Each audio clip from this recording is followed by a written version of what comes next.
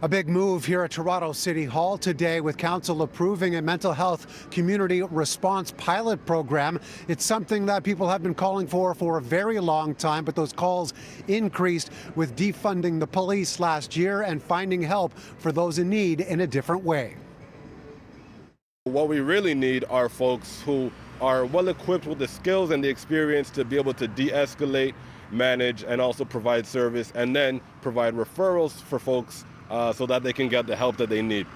That's the alternative to police arriving to every call for everything wrong in the city, and it will be tested as of next year. A 3-year pilot community-led service for non-emergency crisis calls.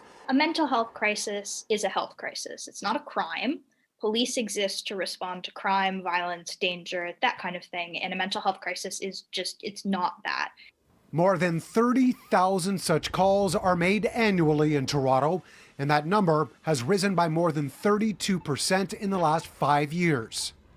The program is set to roll out with just one team in the Northwest, Northeast, and downtown Toronto, along with a dedicated program for the city's Indigenous community.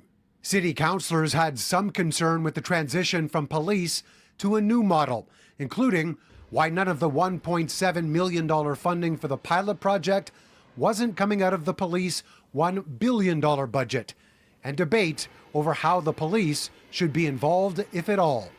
Why do we actually need to have or include the police on the committee to discuss the development? We certainly see ongoing conversation with the police as important while we develop the model. One of the recommendations is for us to spend more time developing protocols, training.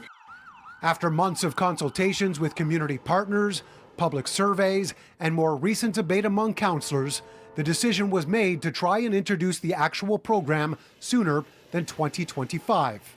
This change will not only see mental health professionals applying their skills and training to incidents that will be a better answer, but it will also in turn allow police to focus on other priorities such as violent crime. The alternative to police response has grown louder with more examples of those in distress being hurt or dying, as was the case with Regis Korchinski-Paquette when she fell from her apartment balcony last May. I definitely think that having folks other than police responding will have an impact on maybe the level of trust that Black folks or Indigenous folks or other people of color might have in calling an emergency service. As an extension of the pilot program, City Council also voting in favor of reviewing 911 operations and the feasibility of moving those operations from police to a city-run service like another number, 211 or 811, for example.